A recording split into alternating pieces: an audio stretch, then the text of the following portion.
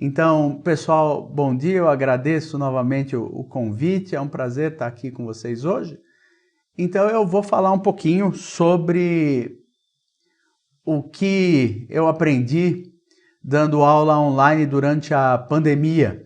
Então, isso foi um artigo que eu escrevi para o jornal da USP, e eu não sei nada de educação, eu só sou um professor pesquisador que sentiu vontade de compartilhar com outras pessoas as dificuldades que estava encontrando quando teve que, de uma hora para outra, começar a dar aula online. Então, eu imagino que a nossa vida como professor é um trabalho que começa sempre com você plantando uma semente, né? Então você planta uma semente, e aí você vai regando a tua semente e você torce para essa semente eventualmente começar a se desenvolver. E com o tempo ela vai se desenvolvendo e você vai vendo a plantinha crescendo e você está sempre próximo. E aí aparecem umas flores, algumas dessas flores elas ainda se destacam mais e fazem a vida de outras pessoas melhor. E aí de repente acontece alguma coisa e você não pode mais ficar perto da sua plantinha, não é? Você não pode mais ver e tocar e entrar em contato com aquela planta que você cuidava com tanto cuidado. Você não tem só que cuidar dessa planta, você tem que fazer novos vasos e plantar novas sementes. Então, uma das características dos professores é que eles realmente tentam e se esforçam para conseguir fazer o que eles precisam, e as pessoas começaram a pensar em como continuar mantendo as suas plantinhas e fazendo as suas sementes germinarem à distância. Então as pessoas começaram a criar métodos para fazer isso. E o que importa é que, mesmo que você não tenha esse contato, no final da história, você começa a ver que mesmo à distância é possível fazer germinar a semente. Então, o que eu vou tentar fazer nesse seminário é contar as dificuldades que eu tive nesse processo. E aí eu tenho uma série de observações para vocês. A primeira é, eu sou químico. Na verdade, eu sou muitas coisas, mas a minha profissão é químico. Eu sou formado em química, eu dou aula de química. Então, eu não sou especialista em educação, eu vou falar algumas coisas que envolvem a lei, eu não sou advogado, eu vou mostrar uns desenhinhos, mas eu não sou artista. Então, você tem que desconfiar e verificar tudo que eu falar aqui. Não acredite em mim de forma absoluta, nunca. Não acredite, cheque tudo, certo? Esse é o primeiro aviso. O segundo aviso é que eu vou apresentar uma série de coisas que eu usei, programas e sítios da internet que eu usei durante o processo. Mas eu não estou recebendo nada para fazer isso, não é propaganda. São só algumas experiências que eu passei que eu vou compartilhar com vocês. E, por último, quase tudo que eu vou falar aqui são ideias um pouco roubadas. Então, eu tive a influência de muitas pessoas, então, em especial do Michael Welch, que tem um canal no YouTube muito interessante. Ele é professor de antropologia, ele estuda história da religião, que é uma coisa muito diferente. Mas a forma como ele ensina isso e os conselhos que ele dá para outros professores me inspiraram demais.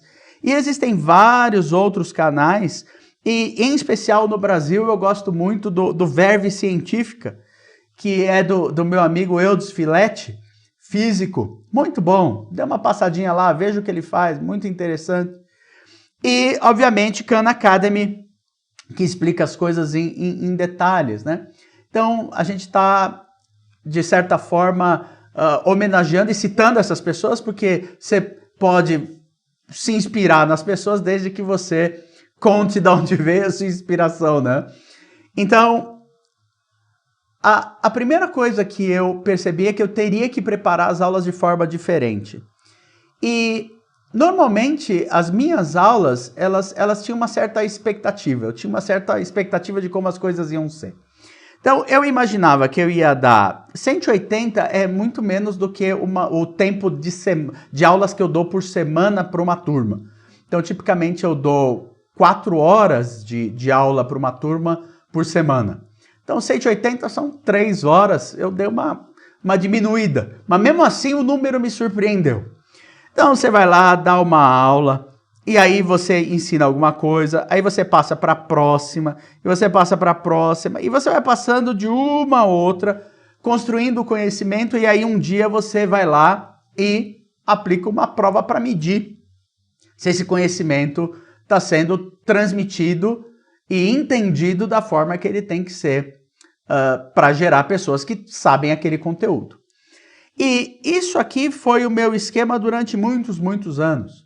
Depois eu mudei um pouquinho e aí eu comecei, isso nas aulas presenciais, eu comecei a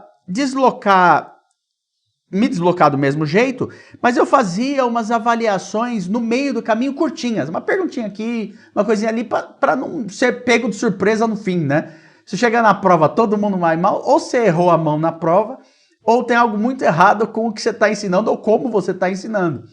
Então, checar isso no caminho sempre me pareceu uma ideia boa. Então, isso é como eu estava fazendo nos últimos anos, nas aulas presenciais. E minha expectativa é que o conhecimento ia ser assim.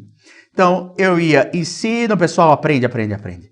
Eu testo. Aprende, aprende, aprende, eu testo. Aprende, aprende, aprende, eu testo. Se você já deu aula na vida, ou se você já assistiu aula na vida, você sabe que as coisas não são bem assim. Não é assim que funciona. Isso aqui é o que seria o comportamento ideal, que só existe às vezes na cabeça de quem está ensinando, né? E aí eu percebi que para dar aula online, esses sistemas, eles não estavam funcionando muito bem. E por quê? Porque você tem que ficar assistindo uma telinha de computador enquanto alguém está falando. E se a gente pegar 20 blocos desse, de 180 minutos, e isso dá 3.600 minutos, e se você falar 10 slides por hora, esse curso apresentou 600 slides. Se nenhum aluno ou aluna morre com tanto slide, é porque a gente tem sorte e Deus é brasileiro. Então, eu falei, eu tenho que fazer isso de um jeito diferente. Então, eu procurei um jeito um pouquinho alternativo, que é a gente tenta estimular o estudante a querer responder uma pergunta. Então, qual é a pergunta? Então, qual é a pergunta? Por que o sol está brilhando? Se a gente pegar um foguete e apontar para a Lua e lançar o foguete, você chega na Lua? Essas são as perguntas que a gente deveria fazer para as crianças, não é? E quando a gente está dando aula de graduação, as perguntas são mais sofisticadas, mas a ideia é a mesma. Você tem que ter perguntas que ajudam as pessoas a entender o mundo em que elas vivem e a criar um mundo no futuro que seja melhor para todos, né? Esse é o objetivo final do professor, né? É fazer pessoas que fazem as coisas melhor do que ele mesmo, não é? Então, a história é que no momento em que você joga essa pergunta e dá uma ideia, essa aula, ela está lançando ideias e hipóteses. E aí você, nessa área cinza, dá espaço para o aluno investigar isso. E como ele vai investigar isso? Vai investigar isso na internet, vai investigar isso nos livros, ele vai investigar por ele mesmo quais são as possíveis respostas para aquilo. E você, então, tem a possibilidade do aluno encontrar diferentes caminhos. E você vai, ao invés de falando, agora você aprende isso, agora você aprende isso, você vai guiando. Com essa informação, então, a gente chega nesse ponto. Com essa informação, então, a gente chega nesse ponto. E aí a coisa começa a ficar não tão sequencial, mas várias coisas começam a ser aprendidas ao mesmo tempo, que é normalmente como a gente aprende. Quando você é bebezinho, você fica observando o mundo à sua volta e você aprende um monte de coisas, testando, né? E absorvendo todo esse conteúdo. E não é sequencial. Primeiro você vai aprender a falar. Você não faz mais nada. Você não engatinha, você não anda, você só vai aprender a falar. Não, você não faz isso, né? Você aprende um monte de coisas ao mesmo tempo. E a beleza desse método é que quando ele funciona, eu ainda não sei se ele funciona, porque é um experimento, o aluno pode chegar por si só num ponto onde ele consegue enxergar a resposta. E aí você verifica se ele realmente entendeu a resposta perguntando, me conta o que você descobriu. Mas as coisas podem ser ainda mais legais. Além de descobrir a resposta para a pergunta que você fez, o estudante ou a estudante pode descobrir novas perguntas e ver mais longe. Então, a ideia de você conseguir estimular o estudante a falar, olha, todo o conhecimento do mundo está dentro dessa máquina, está dentro desse seu celular, está dentro do seu computador. Esse é o ponto de partida. Explora e me conta o que você achou. Isso talvez seja uma forma muito interessante de você ensinar de forma geral, independente de você estar fazendo isso online ou de você fazer isso presencialmente. Eu, de novo, estou avisando pela terceira vez, não sou um especialista em educação. Eu não sei se isso aqui é uma coisa absolutamente óbvia e se as pessoas já sabem isso. Mas a pandemia e a adaptação que eu tive que ter, que aconteceu comigo para eu dar aula, me fez perceber que dando aula, dando esses estalos de informação e deixando o aluno correr atrás disso, era um jeito diferente e eu estou gostando de fazer isso. Agora, a questão é que para fazer isso você precisa de ferramentas. E as ferramentas, elas estão na tal da nuvem. Então, eu sempre me perguntei por que chama nuvem, né? Então, nuvem, aparentemente, você pode achar nesse link aqui, tem a história de por que chama nuvem. Nuvem é uma metáfora porque as nuvens estão no céu, fazem chover, mas você não está muito preocupado com as nuvens, onde elas estão, como é que forma. As nuvens simplesmente estão lá. Então, a questão é que você põe um artigo na internet, ou você põe um vídeo na internet, ou você põe uma coisa, como que funciona? Isso aqui está sendo transmitido para o YouTube. Aonde está sendo gravado isso? No YouTube. Mas aonde? Fisicamente? Não importa. Então, por isso, essa coisa etérea, não é? A gente chama de nuvem, mas nuvem, na verdade, é uma metáfora, é um repaginamento do que a gente conhece como internet, né? E aí você pode fazer um monte de coisa na nuvem. Você pode armazenar arquivo, você pode fazer apresentações online para várias pessoas ou para uma pessoa, você pode criar sistemas para gerenciar a tarefa e você pode fazer uma interação alternativa que não é nenhuma dessas outras. Então, eu vou tentar agora contar um pouquinho da minha experiência com cada uma dessas coisas. Então, o lance é, armazenamento de arquivo custa dinheiro. E se você está dando aula da pandemia, nunca faça conta de quanto dinheiro você gastou para dar essas aulas. Então, você está gastando sua internet, você teve que, alguma coisinha você comprou, ou certamente dinheiro saiu do seu bolso para fazer isso. E essa é uma questão muitíssimo importante, que é, eu vou tentar te dar sugestões sem você gastar mais dinheiro. Então, eu vou tentar sugerir coisas que ou são de graça, ou tem um custo mínimo, ou se você paga por isso, eu vou tentar te explicar como é o esquema. Então, você pode armazenar o quanto você quiser de informação na internet. O problema é que isso custa dinheiro. O lance é que quanto é infinito na internet?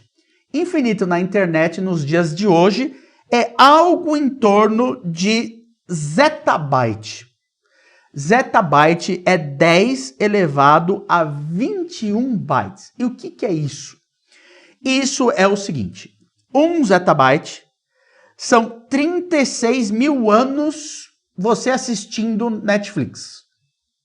Você não vai viver 36 mil anos, nós imaginamos. Ou você pode assistir o catálogo da Netflix mais de 3.000 vezes, se você quiser. Isso é 1 zettabyte, ok? Então esse é um volume brutal e enorme de informação.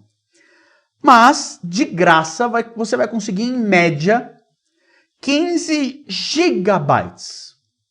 15 gigabytes é absolutamente suficiente para você colocar PDF, para você colocar qualquer tipo de exercício, para você colocar essas coisas. Mas, se você quiser colocar um monte de vídeo gravado em 15 gigabytes, não vai dar.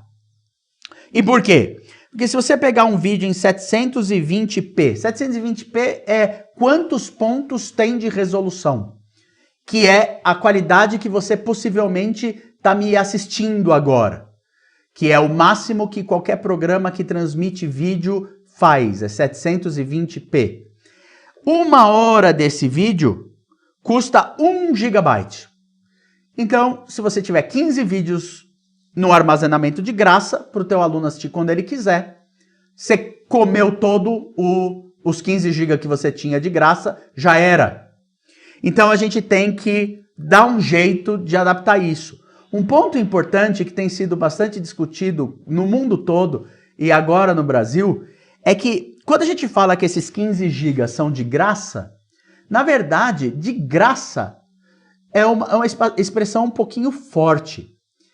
É 15 GB em troca de você concordar certos termos de serviço. Então, minha sugestão para você é, antes de apertar concordo, leia lá o que você está concordando, não é? Então essa é uma discussão muito importante e não é aqui que a gente vai fazer essa discussão, mas é algo que precisa ser discutido. Então, o que acontece com toda essa informação quando você está colocando isso tudo na nuvem, né? Mas eu não vou abordar isso nessa nossa conversa. Aí, quais são as alternativas para você conseguir, então, gerenciar esses 15 gigabytes que você tem de graça? Você pode colocar as coisas no seu computador e mandar por e-mail para os seus alunos. Ah, professor, isso é muito bonito se eu tiver 12 alunos. Mas eu estou dando aula para 170 alunos numa sala. Se eu for mandar e-mail para todos eles, eu vou ficar louco ou louca e eu não vou conseguir mandar toda essa informação por e-mail. Não dá. Bom, tá bom. Então você pode usar o Google Sala de Aula, também chamado de Google Classroom. No Google, se você tem um e-mail do Google, esses 15 gigas estão contando para tudo que você faz no Google. Então, todos os e-mails que você está usando, todos os documentos que você fizer no programa que escreve texto, tudo isso está contando nesses 15 GB. Então, se você faz um e-mail no Google, você tem acesso a esse Google Sala de Aula. E se você está numa escola ou numa instituição de ensino superior, o Google Sala de Aula, ele pode eventualmente ele tem planos para escolas, planos educacionais, e a escola pagando isso, aí você não precisa mais se preocupar com o espaço, certo? O Digu é uma alternativa também, ele te dá 100 gigabytes. 100 gigabytes é um monte. Então você consegue jogar os arquivos lá e aí você manda um e-mail para sua turma inteira e fala, ó, baixa esse arquivo aqui e você só manda o link. Esse é um jeito bom, 100 gigabytes. Já estamos melhorando, não é 15, é 100. E tá tudo bem. E aí você tem outras coisas, você tem o Moodle. A USP, por exemplo, usa o Moodle. O Moodle é tecnicamente difícil de implementar, você precisa saber bastante de computação para conseguir fazer o Moodle funcionar. Mas é normalmente o que as instituições de ensino, aqui pelo menos em São Paulo, superior, elas usam. Eu sei que a Unifesp usa Moodle, eu sei que a USP usa Moodle, e isso daí é uma caixa de ferramentas, onde você pode, assim como o Google Sala de Aula, botar os arquivos lá, mas você também pode colocar notas, você tem um sistema de agendamento, você consegue gerenciar toda a sua disciplina por esse sistema do Moodle.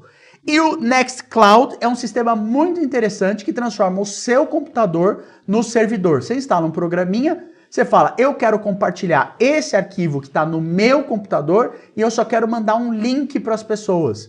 Você manda esse link e as pessoas têm acesso ao arquivo que está no seu computador. Então, essas são alternativas para você conseguir distribuir o material para o pessoal. E aí tem o YouTube. O YouTube é o jeito mais comum de você distribuir vídeo, porque o vídeo está no YouTube, você não está gastando seus 15 GB, ou seja lá que espaço você tem, com um vídeo. Você está colocando no YouTube em troca de aceitar os termos de serviço. E você possivelmente está me assistindo pelo YouTube. Então você também pode fazer lives pelo YouTube que estão sendo gravadas. A qualidade de imagem é ótima, o YouTube funciona super bem.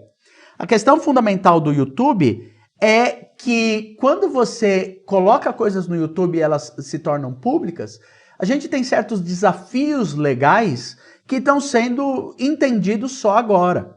Antigamente, se uma empresa ia lá e copiava alguma coisa de outra empresa, ou usava um material de outra empresa, virava briga de cachorro grande. Eles tinham advogados, eles iam para a corte, resolviam num acordo ou em juízo, e isso tudo era um cachorro grande brigando. Mas agora você tem o YouTube. E o que acontece no YouTube? As pessoas criam conteúdo, bilhões e bilhões e bilhões de vídeos o tempo todo. Então o que acontece se eu for lá e eu pego um trecho de um filme e eu ponho esse trecho do filme? Isso depende. Isso depende de uma série de fatores que são extremamente complicados para alguém que não é advogado como eu. Então, a questão fundamental é que quando eu optei em botar minhas coisas no YouTube, eu tomei o cuidado de não usar nenhum material que eu copiei de livro, ou nenhuma imagem de livro que simplesmente você tira uma foto e põe lá ou faz isso. A questão é que tudo isso é discutível, dependendo de qual foi a finalidade de uso e se você tem ou não autorização para fazer isso. Eu tenho um perfil muito conservador nesse sentido. E por quê? Porque eu sou professor, eu não tenho milhões de dólares para brigar com, por exemplo, uma editora grande que resolva me processar, ou com uma empresa que produza filmes, porque eu quis fazer uma piadinha e coloquei um pedaço de filme no meu vídeo e isso dá rolo. Então o YouTube tem certos mecanismos para você não se ferrar tanto, que vão te banir do YouTube para sempre, para você não ser processado em milhões de dólares. Mas o truque é: saiba o que você está fazendo, leia a documentação do YouTube e entenda direitinho o que significa direito autoral, certo? Antes de ficar colocando material lá, porque isso pode dar rolo. E eu sou medroso. Pode ser que essa minha posição é muito conservadora e outras pessoas falam: não, isso daí não é assim. Mas eu estou te falando, conheça profundamente o que você está fazendo antes de fazer, certo?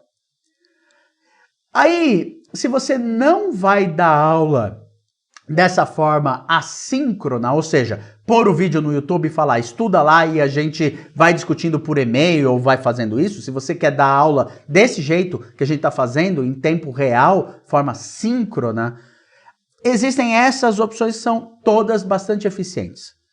Jitsi é uma plataforma de acesso aberto que funciona muito bem e o meu critério para selecionar essas três são: dá para gravar.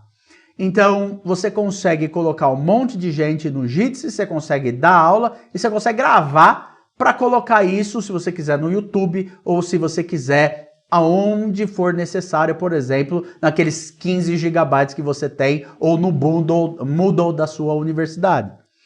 O Google Meet é o que a gente usa na USP. Google Meet também é muito eficiente, faz a mesma coisa e no plano gratuito também te permite gravar.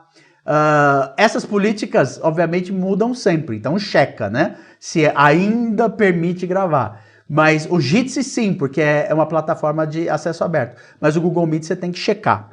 E a mesma coisa acontece com o WebEx da Cisco, que por enquanto, por conta da pandemia, também te permite gravar e é super boa, super eficiente. Você pode colocar um monte de gente na sala, se você tiver salas enormes, ela funciona e você gravando consegue deixar isso para os alunos assistirem depois.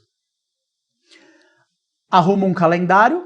Esse calendário pode ser um PDF que você manda por e-mail. Por que o calendário é importante?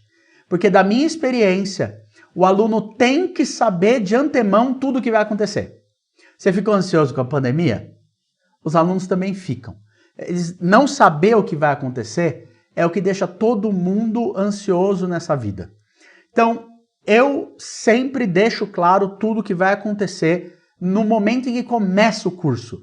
Ó, a avaliação é tal dia, vale tanto, ela dura tanto tempo, vai ser online, vai ser offline, tudo que você vai fazer tem que ser avisado antes para você diminuir a ansiedade do aluno, isso na minha opinião. Então, o aluno sabendo o que vai acontecer, isso ele dá paz de espírito para ele ou para ela, e com isso você tem um curso que vai transcorrer com menos problemas, né? Porque ninguém vai reclamar que não tinha informação ou que não sabia ou que não era claro. Tá com PDF na internet e fala, ó, isso aqui é tudo que vai acontecer. Mas você também pode usar qualquer agenda. Se você estiver usando o Google Class, sala de aula, você pode usar o Google Agenda e aí os alunos têm marcadinho na agenda tudo que vai acontecer.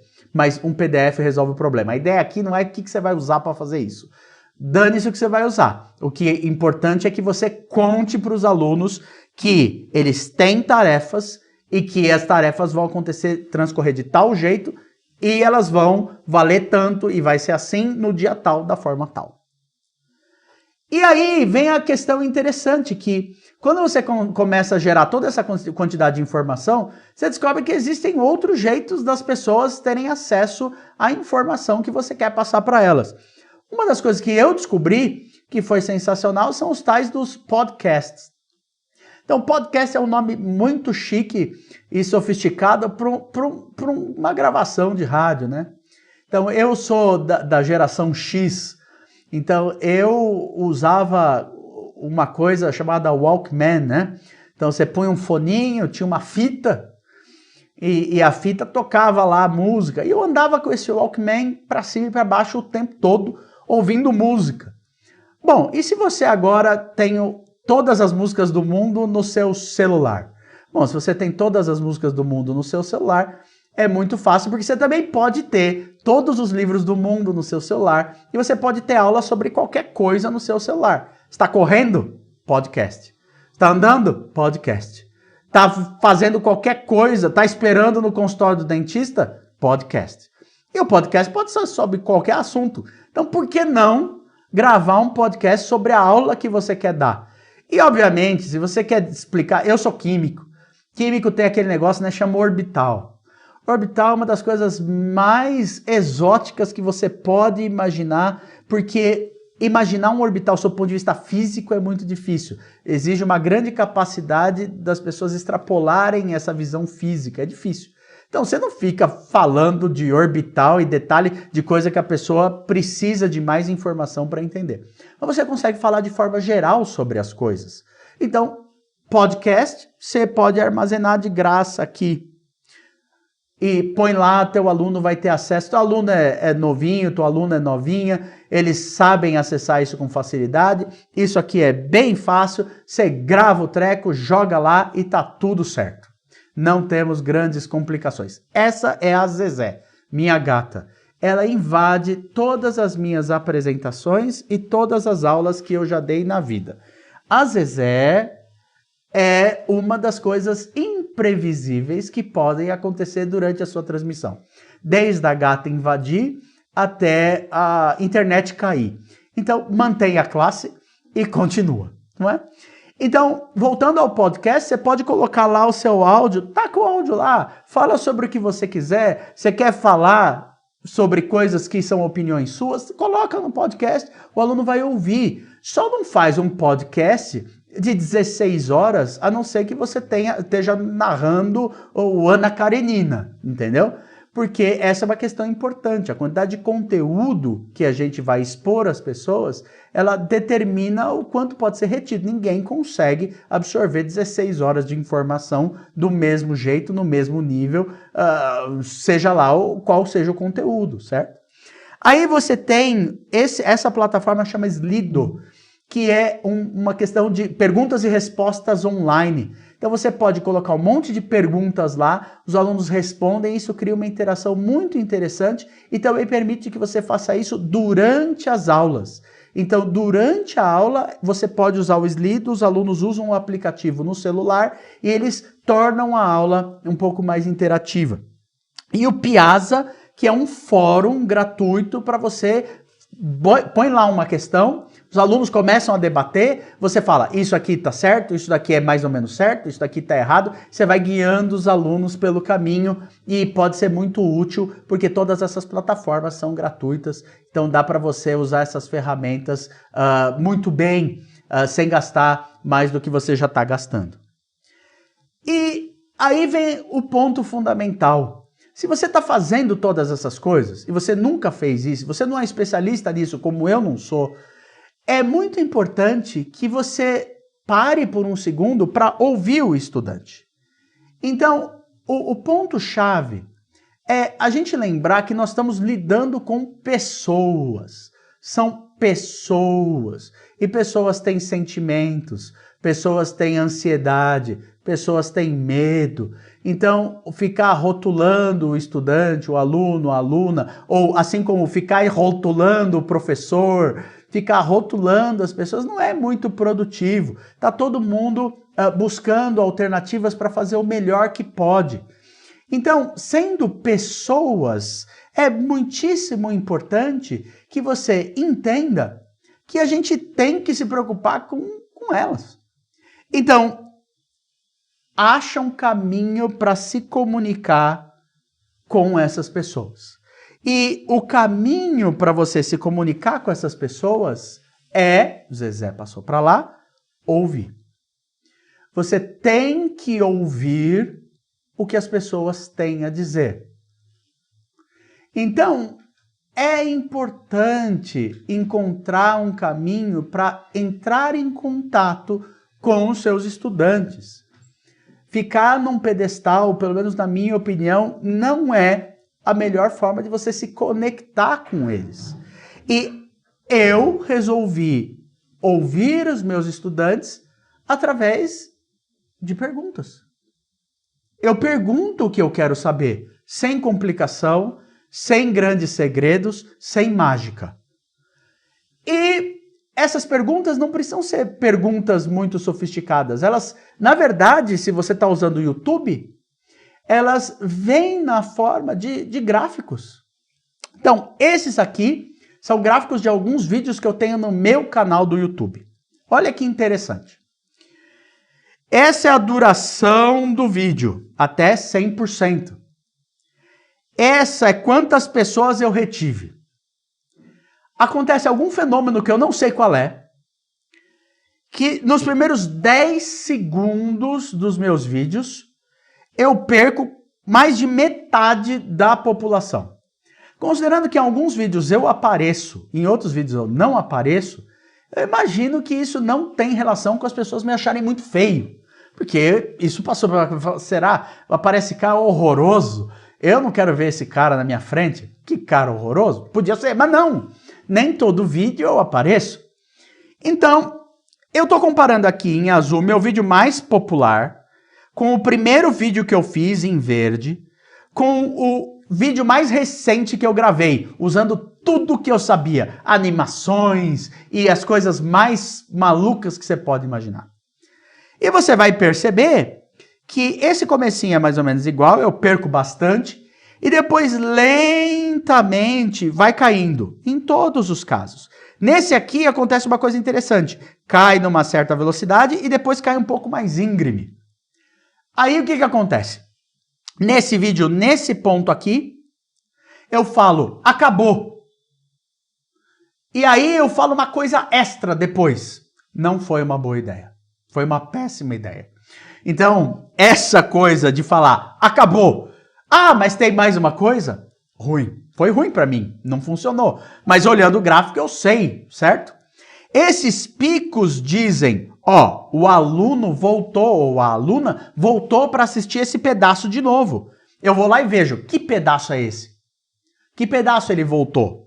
Essas quedas bruscas, ó, teve uma queda brusca. Essa, nesse caso, recupera, mas às vezes tem uma queda que não recupera. O que eu fiz na hora que fez essa queda? O que eu fiz que irritou todo mundo foi embora? E aí, você olha esse gráfico, ele me deprimiu demais. Eu olhei e falei assim, mas meu Deus do céu, que depressão, porque eu tô terminando o negócio com 18, 19% da turma. Aí eu fui comparar com o gráfico relativo do YouTube. Então eles pegam todos os vídeos que têm a mesma duração que o seu. Então se o seu vídeo dura 20 minutos, eles pegam todos os vídeos que duram 20 minutos e eles olham a sua retenção relativa. E aí 0 é a média, abaixo de 0 é abaixo da média e acima de 0 é acima da média. Perceba que os meus vídeos que eu estava deprimido antes, uau, eles estão acima da média dos vídeos com a duração que os meus vídeos têm. Mas isso me dá uma informação adicional. Será que meus vídeos estão muito longos? Será que 20 minutos falando de orbital pode ser mais do que os alunos aguentam? Porque aquele declínio que nós vimos no gráfico anterior, aquela queda sistemática, sugere que as pessoas estão abandonando conforme o tempo está passando. Então, será que 20 minutos é muito tempo para discutir? Será que não é melhor compactar em informações menores e fazer 20 vídeos com pedacinhos menores?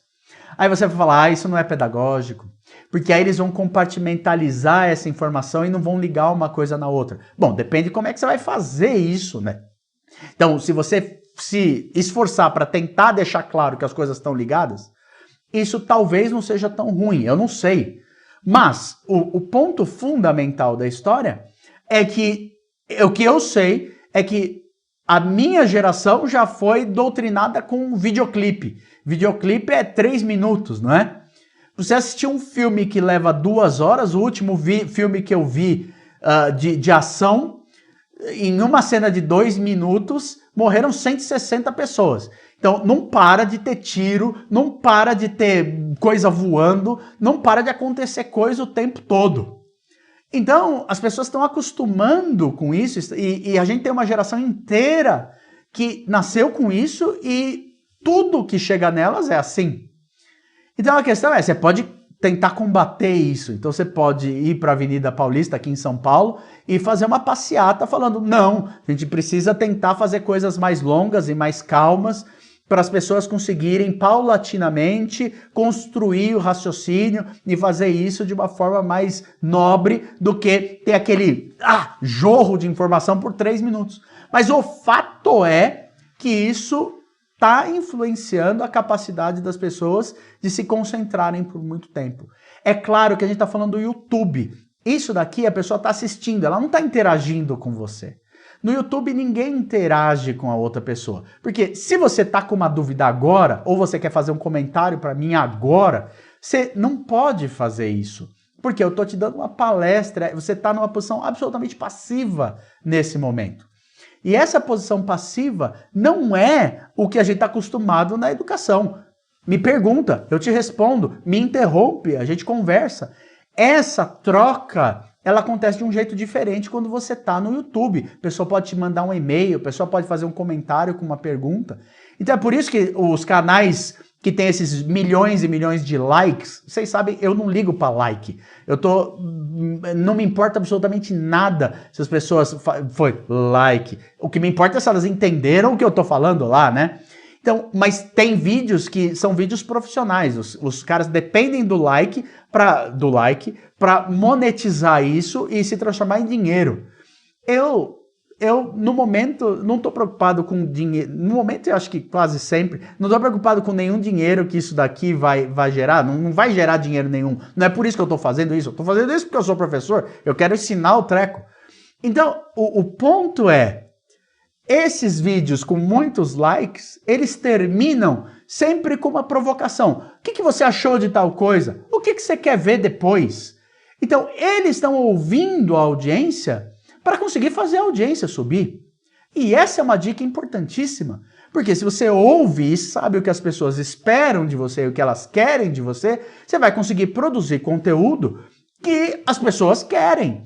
É a mesma coisa, eu sou cientista, eu faço pesquisa. É a mesma coisa da interação da universidade com a indústria. Não adianta, na universidade, você solucionar um problema que a indústria não tem. Então, se você solucionar um problema que a indústria não tem, fala, olha, eu tenho um negócio aqui incrível para você. Me financia que eu desenvolvo isso. O cara fala, mas eu não preciso disso. Eu preciso de outra coisa. Então, conversar com as pessoas para saber o que elas esperam é importantíssimo, certo? E analisar os dados que o YouTube te dá são uma enorme, ou te oferece uma enorme vantagem para você conseguir desenhar coisas que vão ser mais efetivas para passar a mensagem que você quer passar.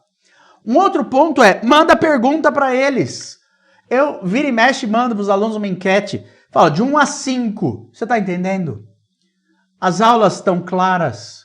Quanto você está estudando para essa disciplina? Não é só colocar o professor na posição de eu me esforço, mas você não precisa se esforçar. Todo mundo precisa se esforçar. É difícil para o aluno e é difícil para o professor essa situação. Então, pergunta diretamente e claramente. Você está se esforçando? Faz anônimo, claro, né? Se você não fizer anônimo, não vai dar certo, né? Então, faz anônimo, porque o que importa não é quem acha o quê. O que importa é o que tua turma como um todo, o que tuas turmas como um todo acham, não é? Aí eu também aprendi a fazer avaliações de forma diferente. E aí existem várias correntes de pensamento. Então, tem um site sueco muito interessante, que é esse aqui, exam.net. Eles têm um sistema, cara, você tem controle sobre tudo. Então, se você quer fazer uma avaliação que é muito parecida com a avaliação convencional, essa empresa consegue oferecer isso para você e existem alternativas gratuitas durante a pandemia. Então entra lá e vê. Por quê? Porque ele permite que você deixe o estudante consultar a internet ou não, ele permite que o estudante use certas ferramentas ou não, e ele fica monitorando o estudante o tempo todo. Se é isso que você quer, eles fazem uma coisa parecida com isso, e essa foi a alternativa de muitos vestibulares, porque você tem que criar um método para conseguir fazer a avaliação vestibular sem as pessoas se aglomerarem dentro de uma sala de aula. Mas esse não é meu estilo. Meu estilo é um pouco diferente. Eu gosto de dar liberdade. E o que eu fiz? Eu liberei tudo. Eu só não liberei coisas que eu considero antiética. Você quer pagar alguém para fazer a tua prova, isso não está liberado. Você tem que fazer isso sabendo que se eu pegar, você está reprovado e sua batata assou. Mas você pode olhar a internet o quanto você quiser. Você pode consultar o que você quiser. O truque é como você faz uma avaliação que o aluno pode consultar o que ele quiser. Saiba que essa moçada, eles procuram coisas e acham coisas muito rapidamente, provavelmente mais rapidamente do que a maioria dos professores deles. Então, se você achar uma questão que está num livro, que tem livro de resposta, ou se você pegar uma questão que está na internet, eles vão achar a resposta em 2 minutos. Então, a construção das perguntas vai te dar um pouco mais de trabalho, porque você tem que forçar o estudante a pensar naquilo e fazer isso gradualmente. Então, você pode fazer perguntas que são diretas. Eu quero testar se ele acha isso aqui. Beleza, põe uma pergunta lá. Mas, numa prova completa, você precisa verificar se ele também consegue aplicar aquele conhecimento que ele está exposto. Então, você não pode fazer isso fazendo uma pergunta que tem o gabarito. A vida não tem gabarito. Você, durante o percurso da sua vida, vai se encontrar em vários dilemas. Covid não tem gabarito. Ninguém sabia o que ia acontecer no mundo. Ninguém previu em 2019, quando foi na televisão falar, vamos prever o que vai acontecer em 2020. Ninguém falou, vai ter uma pandemia e vai ficar todo mundo em casa. Certo? Então esse é um ponto importante. A questão é que existem outras ferramentas, o Moodle, o Google Sala de Aula e o Google Forms, para você colocar as questões e você tem que estar ciente que você não tem controle sobre nada. Então como você vai fazer essas avaliações? Tem que ser conversado com os alunos. E eles têm que saber o que eles podem e o que eles não podem fazer. Isso é tudo muito bonito, eles vão todos colar. Não existe controle sobre terceiros. Esse é o meu mantra. Eu acordo de manhã e falo, você não consegue controlar o que as outras pessoas pensam. Você não consegue controlar o que as outras pessoas fazem. Elas têm escolha. Então, desde que seja tudo claro para todos os envolvidos e que as pessoas saibam que tudo tem uma consequência, esse é o jeito de você fazer com que as pessoas entrem no mundo adulto de uma forma mais adequada. têm que conseguir perceber que as coisas têm consequência. E, na minha opinião pessoal, a falha da sociedade de explicar isso para as crianças é que gera certas discrepâncias que nós temos hoje em dia. Então, essas discrepâncias se originam das pessoas não conseguirem se enxergar na sociedade, como parte da sociedade. Entende? Então, é importante que as regras sejam claras e com as regras claras você escolhe como você vai fazer a avaliação. Eu fiz a avaliação em pedacinho. Tem 1000 tipos de avaliação diferentes. Tem testezinho quase toda semana. Tem questões, 3 ou 4 questões que eu coloco a cada mês que eles têm que responder. Tem um trabalho grande, super complicado, infernal que eles têm que fazer para o final. Aí você corrige tudo isso? Corrijo. Eu acho que isso é meu trabalho. Então, meu trabalho é tentar fazer com que o estudante consiga atingir o potencial dele. E se ele não fizer essa caminhada, e a distribuição de notas que a gente tem mostra que 20%, 15%, 20% não está disposta a seguir esse caminho, você não precisa se preocupar com isso. Você, na verdade, precisa se preocupar, mas você não precisa se bloquear por isso. Ninguém atinge todo mundo. O que nos leva à questão de que nada é perfeito. Então, se eu mudar a câmera que eu estava usando, e agora eu estou filmando com a minha webcam, eu estava usando uma câmera super chique e sofisticada antes, mas agora eu estou filmando com a minha webcam do notebook, certo? E eu virou um quadradinho pequenininho. O PowerPoint faz isso sozinho. Entra no YouTube, escreve PowerPoint Webcam. Tem 300 lugares que te ensinam a fazer isso. Aí aparece você lá pequenininho. Esse pequenininho vai diminuir a sua capacidade de entender e ouvir o que eu estou falando? Não, né?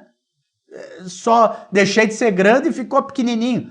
A imagem é pior? A imagem é pior, mas tá pequenininho. Eu já tô velho, eu não enxergo mais tão bem. Se tá menorzinho, aí eu não vejo mais nada mesmo.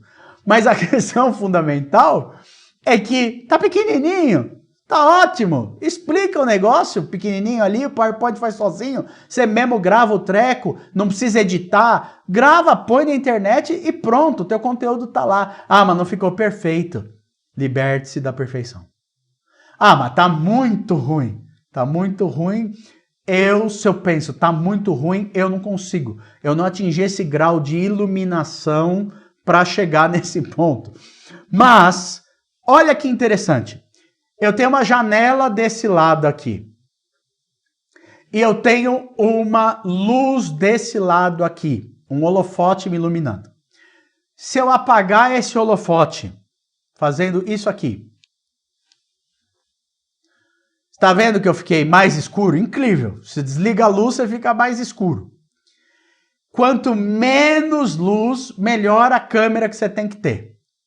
Então, se eu voltar na câmera boa, você vê que a câmera boa ainda consegue manter a imagem razoável. Na câmera pequenininha, também está razoável. Está menos bom, está razoável. Não fica tão noiado.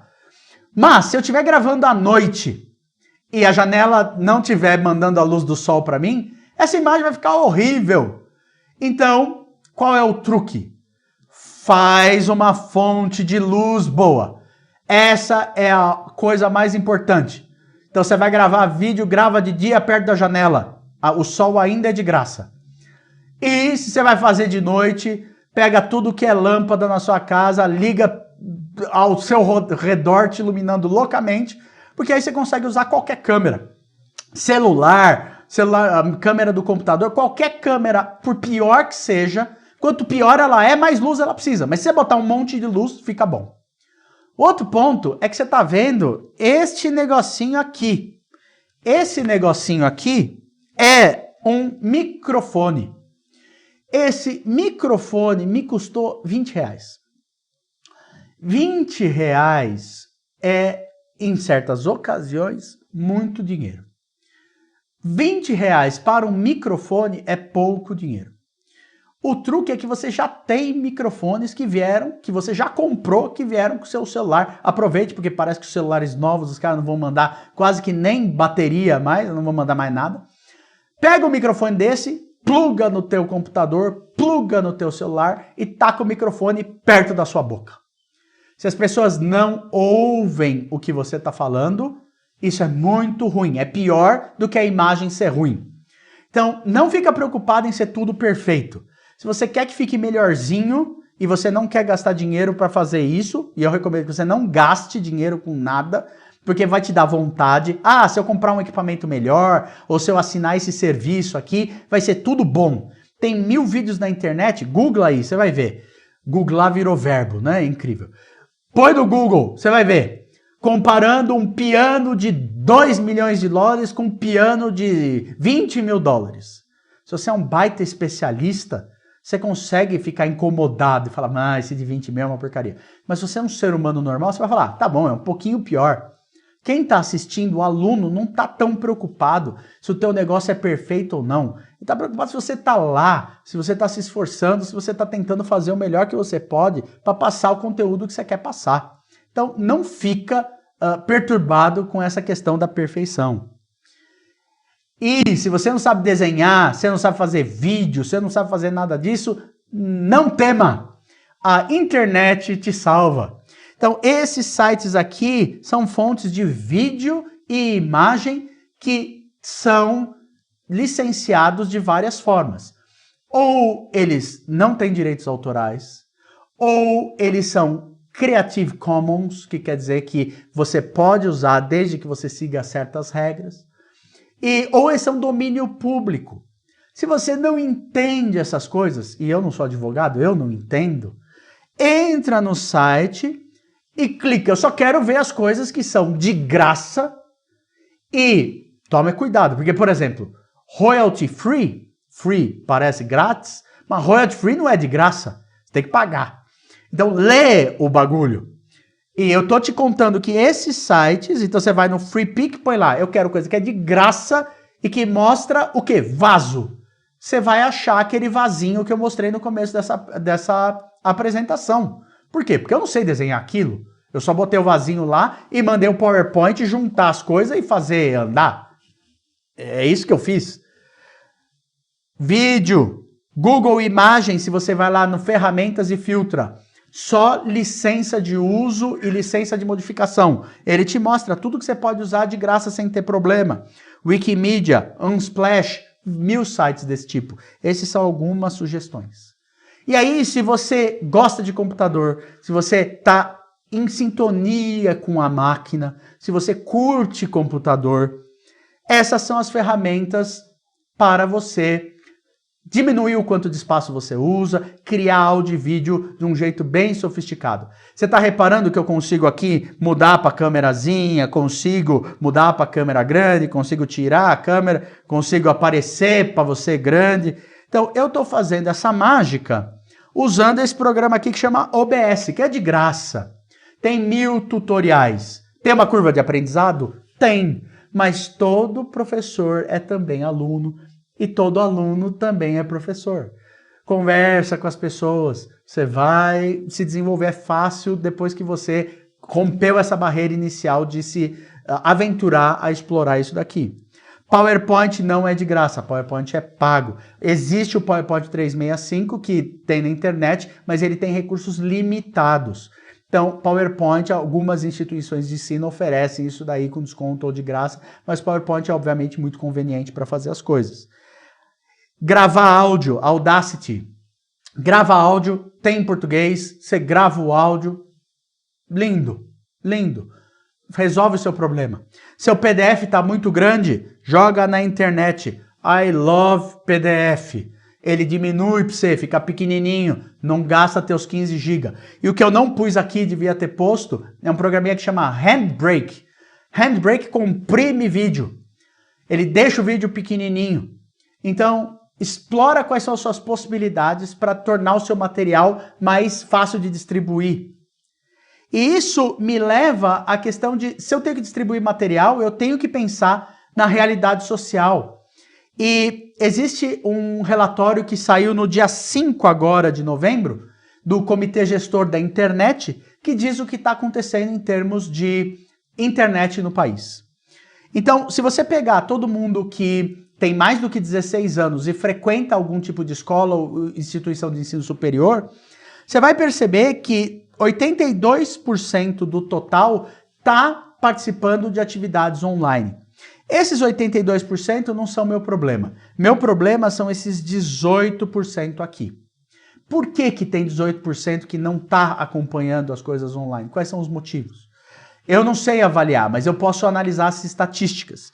Se você analisar por classe, você vai ver que existe uma certa inclinação, diminui as pessoas que têm acesso a esse material, conforme a gente vai da classe A para a classe E.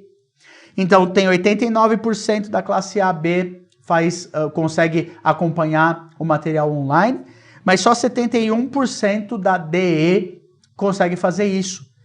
E aí, olha só, olha o que acontece se você mostra as coisas sem olhar para a tela. Perdão, sem cara, tiramos a cara. Então, de novo, 82% total, 18% não tem acesso, e aí você vê essa tendência de inclinação quando a gente vai da A para E, ok? Se a gente agora olha, por que você não acompanhou? Porque eu preciso trabalhar. 56%. 56% não pode porque tem que trabalhar. Porque eu tenho que cuidar das pessoas, dos meus parentes, família, pai, casa, eu tenho que ficar fazendo isso, eu não consigo fazer. Mas esse aqui é interessante. Não sinto motivação para assistir aula. E esses 45% que estão aqui, de quem não está participando dessas coisas, é um número expressivo, é importante. As pessoas não se sentem motivadas, elas são pessoas. Talvez nada que você faça vai conseguir motivar essas pessoas, você não sabe. Mas esse não deve ser a sua preocupação. Sua preocupação deve ser se você consegue fazer o melhor que você pode. E depois que você fizer o melhor que você pode, você analisa se isso foi mais ou menos, foi efetivo para você conseguir passar a sua mensagem, né? E esse valor aqui é interessante também. Não tenho acesso à internet ou minha internet é ruim. Quem já transmitiu pela internet sabe que o grande fantasma da internet é cair o sinal. Então uma porcentagem grande tem internet que não é boa o suficiente para ver isso. E se você olhar aonde as pessoas assistem às suas aulas, você vai perceber que na classe AB, a maioria das pessoas assiste usando notebook. Tela grande, bonito, dá para ver, é pequenininho, mas dá para ver. E na classe D e E, celular. Então você não pode fazer coisa com textinho bem pequenininho. Você não pode fazer as coisas de forma que as pessoas não consigam ver no celular. Elas têm que ser capazes de ver. E você tem que perceber que celular é o acesso à internet mais comum. Então, tem que pensar no que as pessoas vão usar para assistir e para acessar esse material. E tem que também se preocupar com as pessoas que não têm acesso. Então tem que ficar claro que tanto alguns professores quanto alunos não têm acesso à internet. E isso é um ponto fundamental que nós, como sociedade, nós temos que levar em consideração. Porque senão você não consegue diminuir as desigualdades, não é? E aí, para concluir, eu tenho que aprender como fazer uso dessas coisas que eu aprendi quando a pandemia acabar e eu tiver que voltar a dar as aulas presenciais do jeito que eu fazia. Será que eu vou fazer tudo exatamente do mesmo jeito? Será que eu vou manter as coisas do jeito que elas eram? Eu não sei, não chegou esse momento ainda. Eu espero que chegue logo para eu decidir, mas eu acho que não.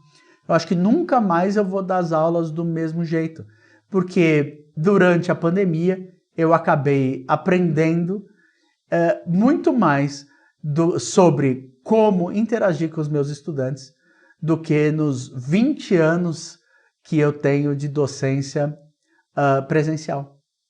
E é isso. Eu agradeço vocês pela atenção. Pelo meu tempo aqui, eu falei um pouquinho mais do que eu queria. Agradeço a USP, em especial o Instituto de Química, que me deram as condições para continuar dando aula. E agradeço por vir em direta a CAPES, CNPq e FAPESP, que me permitem ser um professor pesquisador. E com isso eu agradeço a vocês pela atenção. Estou à disposição para tentar conversar sobre isso com vocês. Tá bom? Obrigado.